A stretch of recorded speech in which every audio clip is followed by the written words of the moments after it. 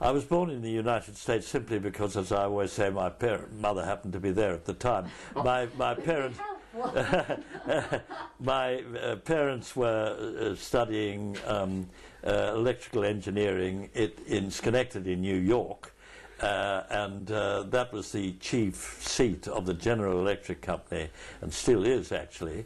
But there's nothing really American about me, only that I happened to be born there. I left there, at least my parents and I left there when I was a baby, and came back to England, and then back from England to Australia. I was very interested in European culture altogether because of the fact that I was so interested in music and was already a professional musician even in my teens. Of course, it was helped in a way by the fact that the war was on and that many of the members of orchestras and things like that had gone to the war. Remember, there was no actual war in Australia itself, but that they all went away to fight in the war, first in the German war and then, of course, in the Japanese war. But a lot of us were still too young to go to the war. Many people had come out from Central European countries and who were, most of them were Jewish, not all of them, by the way. But those who were, escaping from persecution. I was a little bit younger than all these Central European artists, but I mean, indeed, all the Central European artists did rather tend to stick together and club together, and because of my interest in ballet at the time, I became interested and talked to the various people in the Bodenwieser Ballet. The Bodenwieser Ballet was, of course, a really, at that time, contemporary, modern, forward-looking ballet company, and in fact, Madame Bodenwieser had invented quite a lot of the sort of ideals and beliefs and aspirations of that ballet company. I think that they were all caught, at the beginning of the war. There was at the same time, of course, an Australian group of painters, very, very fine painters, also poets and sculptors and ballet dancers and so on, which were running at the same time and which were not necessarily influenced by those European influences. But I happened to be thrown together a lot with the more Central European ones than the Australian ones. I first met Arthur, actually, during the war in Australia in, I forget whether it was the late 30s or the early 40s.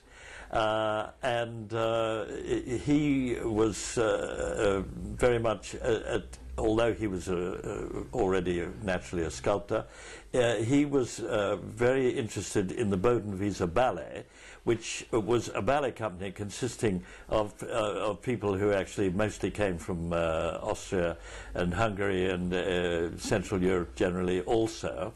And I, as a young musician, was very interested in all those people and used to hang around the ballet quite a lot, and even gave my services sometimes as a rehearsal pianist and so on. And I got to know Arthur quite a bit then. And then, of course, we lost track of each other when I left Australia for England to seek my fortune the moment the war was over. And Arthur came a few years later, actually, from Australia, and we then met up later in the old country, England. Arthur was a sculptor, of course, already showing great signs of tremendous talent in that field. But he was also part of that group of artists who came from Central Europe. I was not from Central Europe, but it's just because I was fascinated by all that kind of culture, actually I still am, that I became friendly with the Bodenwieser girls and Arthur. We became very friendly after we met again, after quite a long time of being not together, because we went our own ways, and he came from Australia much later than I did. I went straight after the war, and he came several years later. And then one of the things which threw us together in a way was the fact that we knew so many Australians, and that we were friendly with so many Australians. In the meantime, of course, he was married to Joy, and we shared a lot of friends, particularly Australian friends. Now, Charles was a student at the what is it called, Conservatorium of Music in Sydney, and Arthur knew the director, and of course Arthur loved the Czech music. Charles was a great exponent of Czech Slovak music, and he actually brought it to London, to the West, you know, the appreciation. And Charles had studied in Prague, spoke Czech, and also his wife studied in Prague. And so, Arthur and Charles loved very much Mozart and Brahms, and when Charles sat for his portrait, they would all the time listen to music, and Charles would conduct. He wasn't a very good sitter, but they had this great love of music together. Yes. I can't remember whether he offered or whether I asked him. I think it was a bit of both. At any rate, at the moment, it's in possibly the most important gallery in Australia, and there it's being seen by a larger number of people than it's seen by when it's just in my house.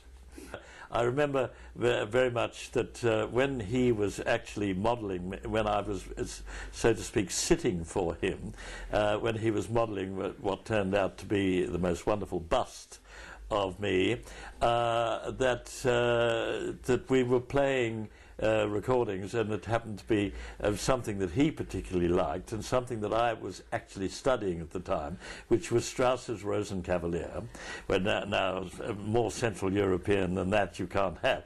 And so he was very actually amused that I was playing that during the time when he was modelling me, and and of course, because he loved that music himself so much, he gladly agreed that that was the kind of thing to play, that was the kind of thing that sort of animated me.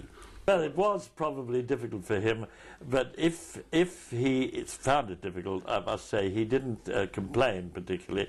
He seemed to be, in a way, more pleased that I was being at least animated by music, because of course, you see, you can imagine that to actually sit for a long time for a painter or a sculptor or something, it's very difficult to keep your face animated, and so I suppose that would have been rather a help that I was being animated by the music. Well, he was a person that I admired tremendously, of course, and had a very great affection for, and I think that he was a very great sculptor, and the fact that he sort of invented new materials to work with and things like that, I think made him into a very original and important figure in the sculpture world, and he was also a very very human sort of man that one